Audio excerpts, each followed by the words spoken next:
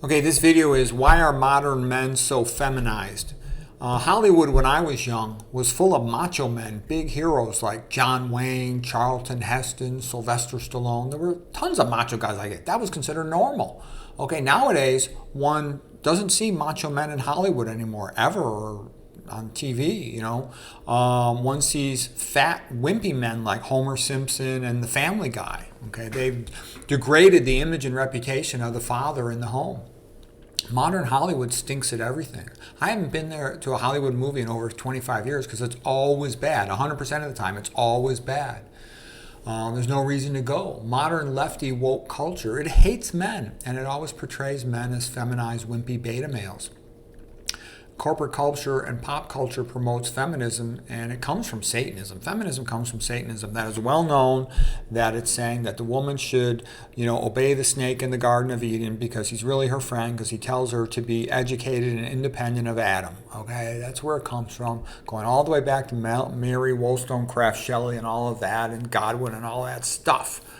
Okay, kids imitate what they see on TV and the movies. Like they see men wearing bracelets and earrings. When I was a young guy, nobody wore a bracelet or earring. I went to a giant high school with thousands of students, like 1,000 kids, more than 1,000 kids in every grade. I didn't know of one single LGBTQ, not one in the entire school.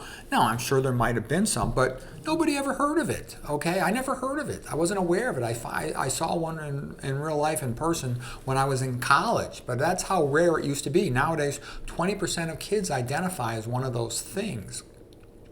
The 1980s was the best decade for movies. You had all these great movies like Animal House, Caddyshack, Trading Places, Amadeus, Beverly Hills Ninja, Stripes, Scrooge, and tons of other good ones. We loved going to the movies, all right? 1980s comedians were really funny. Rodney Dangerfield, Dice Clay, Eddie Murphy.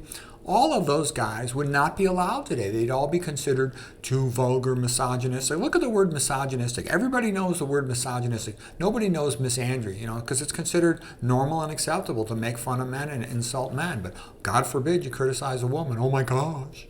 Okay, why are women over promoted in the schools? About 60% of college students are females. Traditionally, women would be having babies. Nowadays, they send them to do the academics, and the men are not welcome in the universities and don't like being there. I went to Stanford for college, and by 1980 at that time, Stanford was considered a very wimpified, pussified place, compared to most places. It was sort of, lefty, pinko, commie, homo, and all of that stuff. But be that as it may, it was still way more masculine than a modern public college would be today. I'm just going to tell you my fraternity pledge song at Stanford, okay? Now, by the way, the names Barnes and Orvik is the name of two football player guys. But here's my fraternity pledge song. Just, you can imagine, this is how it used to be, even at a wimpified, pussified place like Stanford.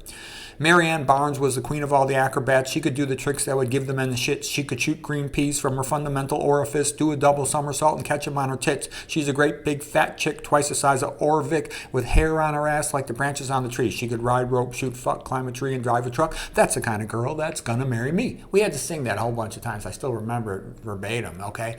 I mean, that would be just a normal thing for guys to sing and say. No one would think twice about that. Nowadays, that would be so inappropriate.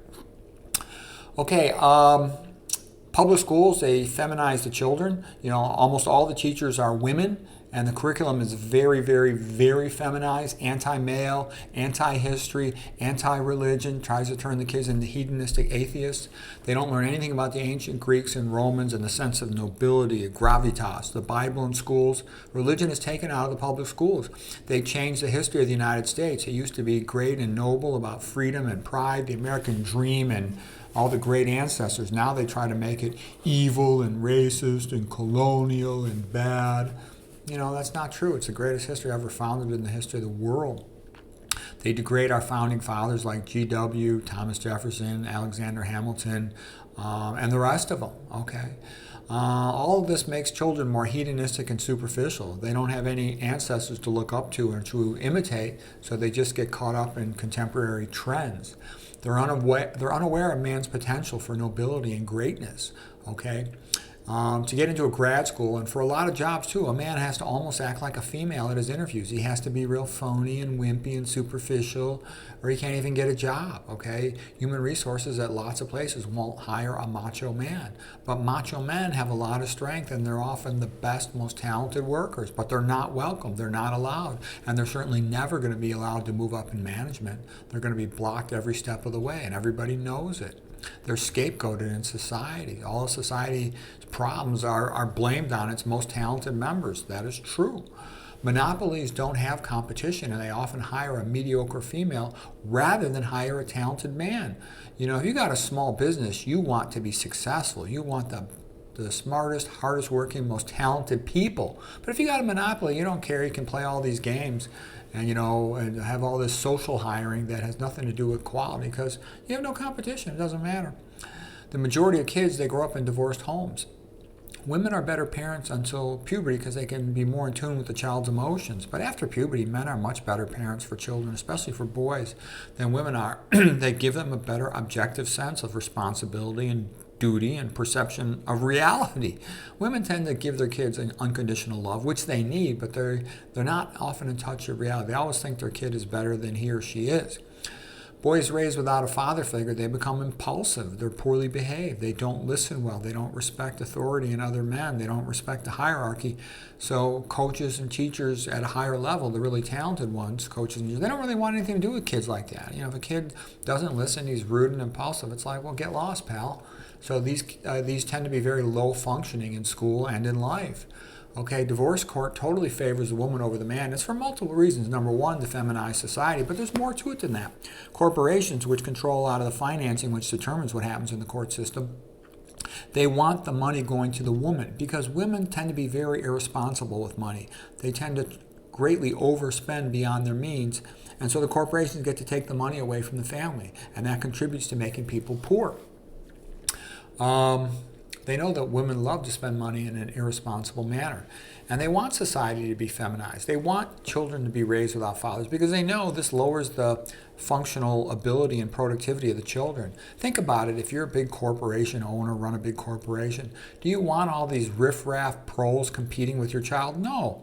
By making the pros grow up in divorced homes without a father, their kids will never do much academically, most likely, and they'll never be able to compete with your kid. That's what you want. You want a bunch of docile, minimum wage workers to do as they're told, and you want your children, the sons of the corporate directors, to become the future directors of the future corporations and other big enterprises, okay?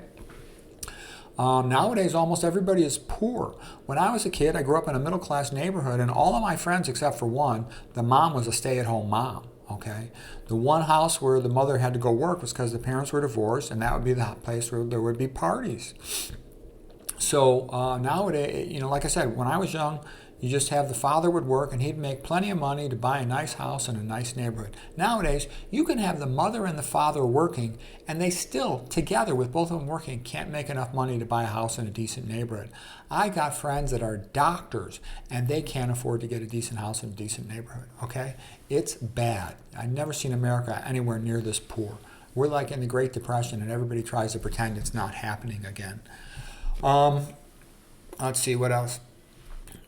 Publishing companies have been taken over by all this feminism, lefty stuff. The macho men and the Christians, they can't get their books published. Stories about macho men or Christians or, the greatness of the USA history, the greatness of Christianity, all of that stuff, it cannot get published. It's all blocked out of publishing. And not that anybody reads nowadays anyways, but still. One of the reasons nobody wants to read is because all those books stink. People can publish good books independently, but hardly anybody knows those books exist because they have no way to advertise them. Okay, estrogenic chemicals are fat storage hormones, and they're all over the place. They're ubiquitous in the modern world. They're in the clothing, the polyester clothing. They're in personal care products: shampoo, cologne, deodorant, dishwasher detergent, laundry detergent, sunscreen, etc., skin lotions, etc., makeup, etc. In foods to fatten up the meat. Estrogen's a fat storage hormone. In foods like soy and flax, which get promoted excessively, and they don't deserve to be, they're totally overrated. In dairy, the cows are now pregnant with very high estrogen levels, and so that gets into the milk. Okay, processed food has estrogenic chemicals like atrazine, that's also a mitochondria inhibitor. All of this feminizes the person who eats that stuff. Estrogen. People are also stressed out, which lowers testosterone levels. They drink a lot of caffeine, lowers testosterone levels. They're sleep deprived, lowers testosterone levels.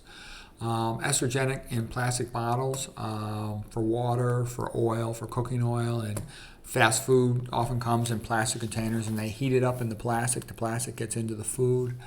The plastic microparticles and nanoparticles are estrogenic. Okay, tap water is very estrogenic. Metalloestrogens like aluminum, gonadal toxins like fluoride and aluminum, as well as estrogenics like BPA and phthalates, etc. Chemtrails also contain metalloestrogens like the big AL. So, anyways, there's tons of things all working together to feminize men in the modern society, and it's not good for the men and it's not good for society.